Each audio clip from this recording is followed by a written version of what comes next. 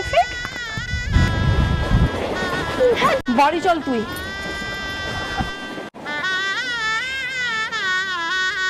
প্রিয়া, ছি ছি ছি ছি ছি, তোর একবারও লজ্জা করলো না রে আমাদের সবার মান সম্মান নিয়ে এভাবে ছেলে খেলা করতে?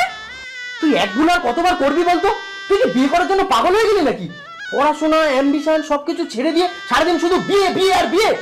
দিদি, তুই আর সত্যি কোনো ছেলে পেলি না? এই ব্যাগ ভর্তি গয়না নিয়ে তুই চোরটার সাথে পালাচ্ছিলিস? পৃথিবী থেকে ভালো ছেলের এত অভাব। হ্যাঁ ঘটেছে অভাব। তোমাদের যখন এতই চিন্তা তাহলে বিয়েটা দিয়ে দাও না আমার। আমি তো সেই ক্লাস 8 থেকে একই কথা বলে যাচ্ছি। তোর লজ্জা করে না বল? সবার সামনে এইভাবে নির্লজ্জের মতো বলে চলেছিস? না, করে না লজ্জা। লজ্জা কেন করবে? তোমারও তো এই বয়সেই বিয়ে হয়ে গিয়েছিল। এখন ভাবছি রামমোহন রায় বেকার ওই বাল্য বিবাহ বন্ধ নিয়ে আন্দোলন শুরু করেছিল। এই তুই না একদম চুপ থাকবি। আরে সাবস্ক্রাইব করে দাও নেক্সট ভিডিওর জন্য।